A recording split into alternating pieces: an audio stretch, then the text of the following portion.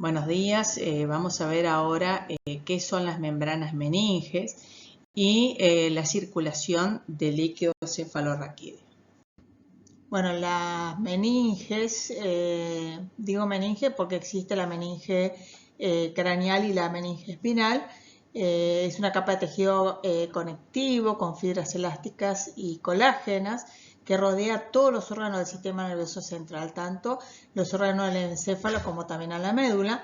Está formada por tres capas que son la dura madre, que es la más externa, la aracnoide, que es la del medio, y la pía madre, que es la más interna.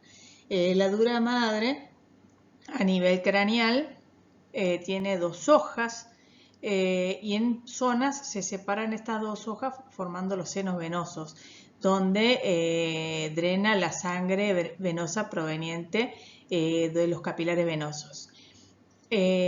Por otro lado, la capa media, que es la aracnoide, es mucho más delgada y tiene un espacio que se conoce como espacio subaracnoide, donde circula el líquido cefalorraquídeo.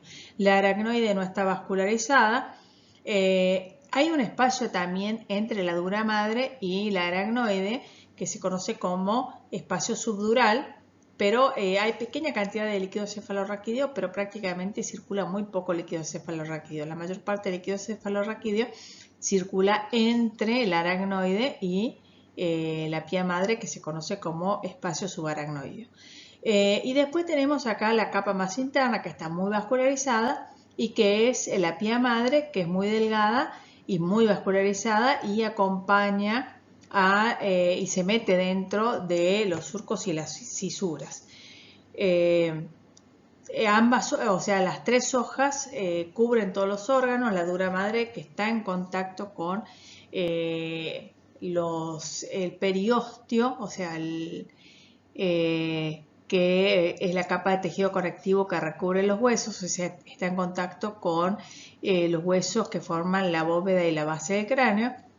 Y la dura madre espinal está en contacto con tejido adiposo, que es el tejido que está entre las vértebras, el conducto vertebral y la dura madre. La dura madre craneal forma la hoz del cerebro que separa ambos hemisferios cerebrales. También forma la hoz del cerebelo que separa ambos hemisferios del cerebelo, que acá no se ve, y la tienda del cerebelo que separa al cerebro del cerebelo. Bueno, acá también podemos ver a las meninges, la dura madre craneal con sus dos hojas que se separan en zonas formando los senos venosos.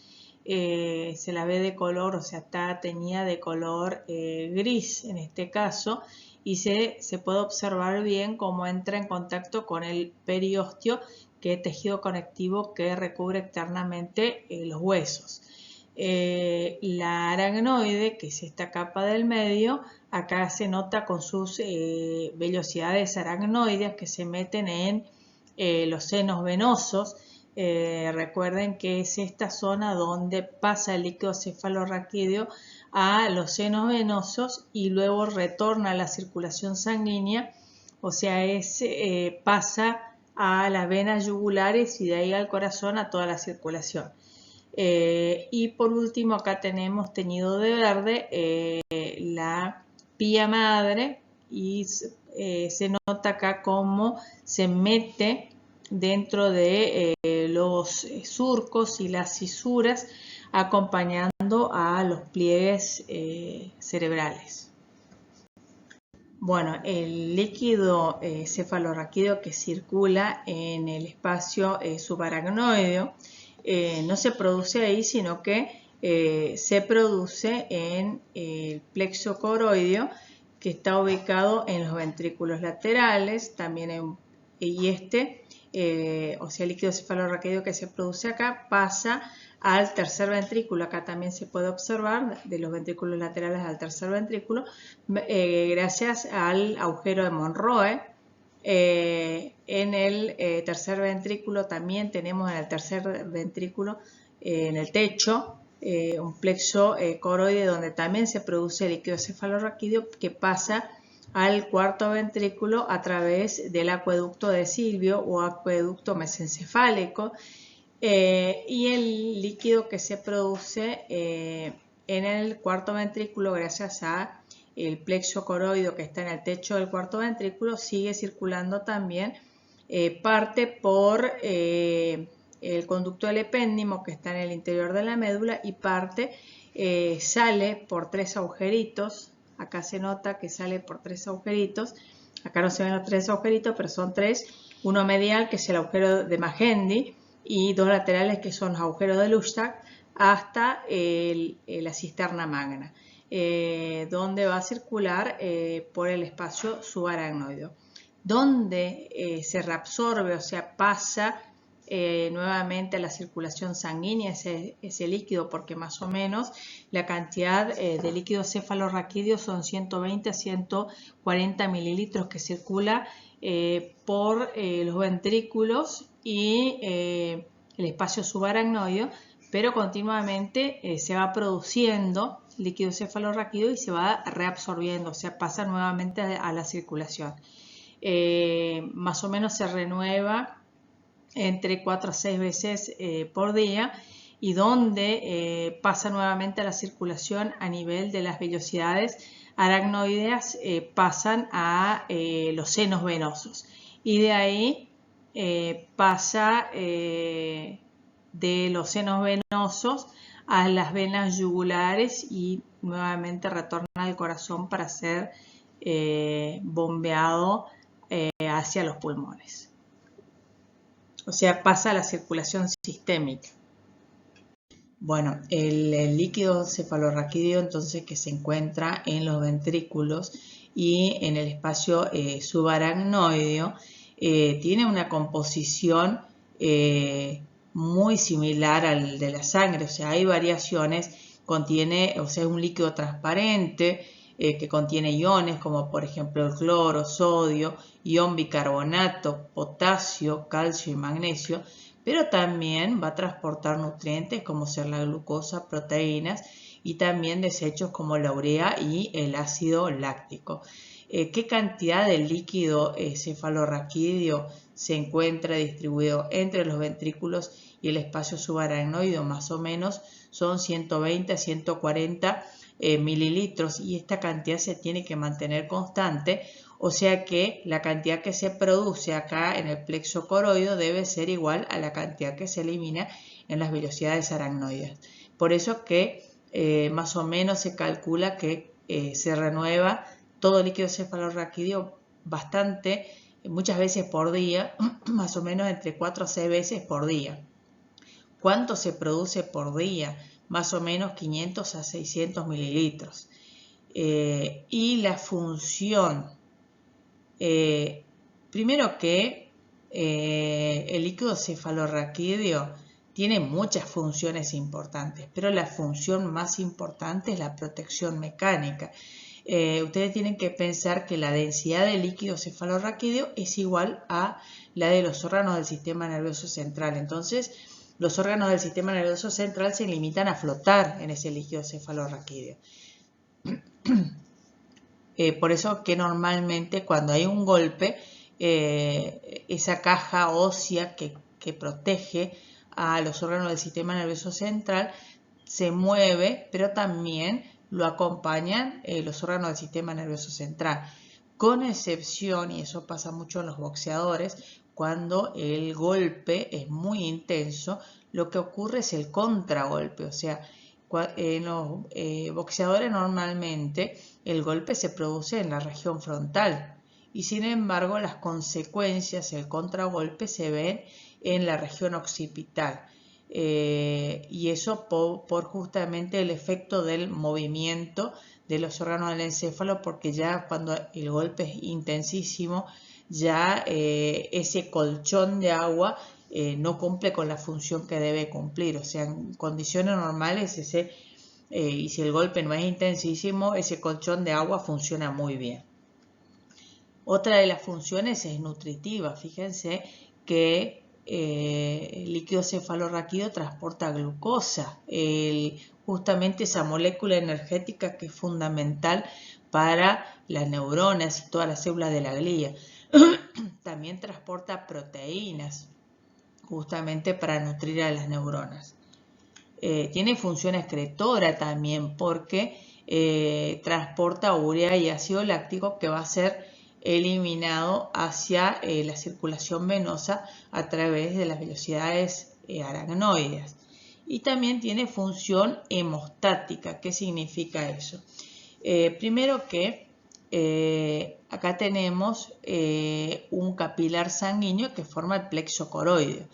Y ese capilar sanguíneo está protegido, está rodeado por las células. Estas células corresponden a las células de la glía que se conocen como células del epéndimo, que forman lo que se llama la barrera hematocefálica. Esta barrera es importantísima para los órganos del sistema nervioso central porque evitan el paso, o sea, que pase a la sangre, que pase de la sangre hacia los órganos del encéfalo aquellas sustancias que pueden dañarla, como por ejemplo microorganismos, como por ejemplo sustancias tóxicas, o sea, es muy selectiva.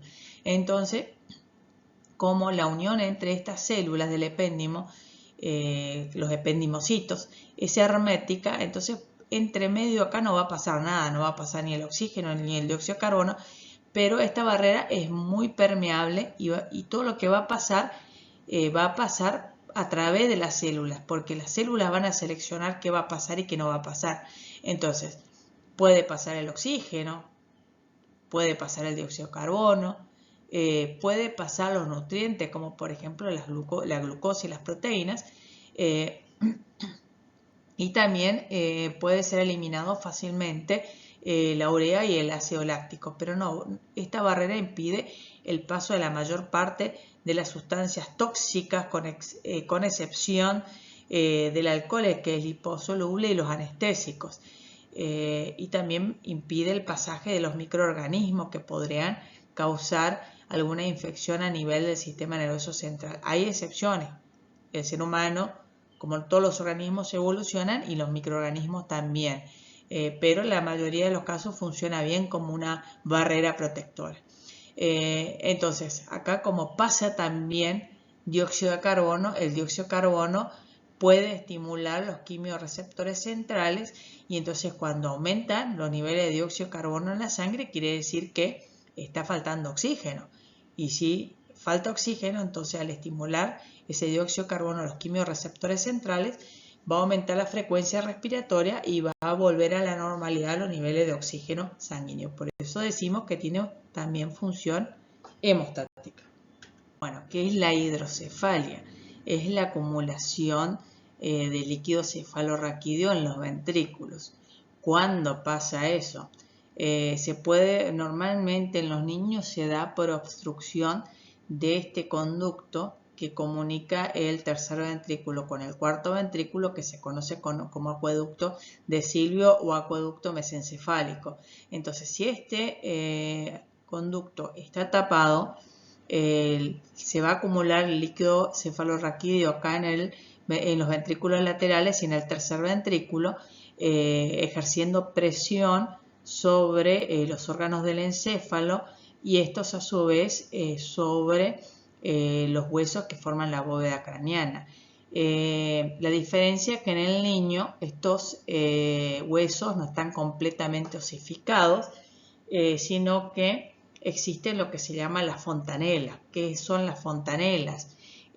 Son los lugares donde se articulan los huesos que no están osificados, pero hay un tejido que es blando, que es cartílago, o sea, no está abierto, hay cartílago.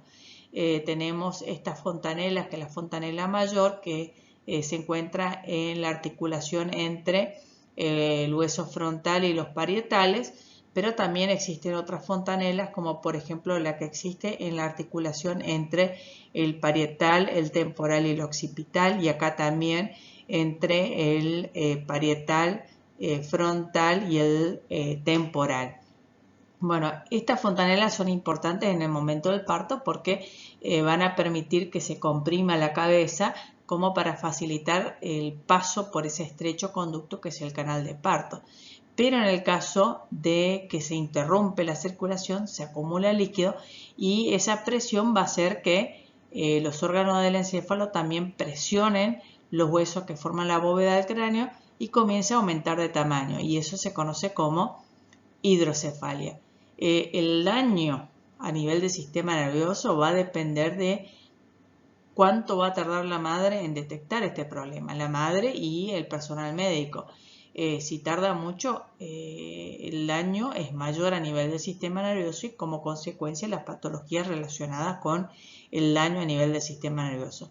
Incluso la cantidad de líquido acumulado en los ventrículos, en los chicos que tienen hidrocefalia, hace que, por ejemplo, no se los pueda exponer al sol porque este líquido cefalorraquídeo se calienta y entonces produce mucho dolor de cabeza en los niños.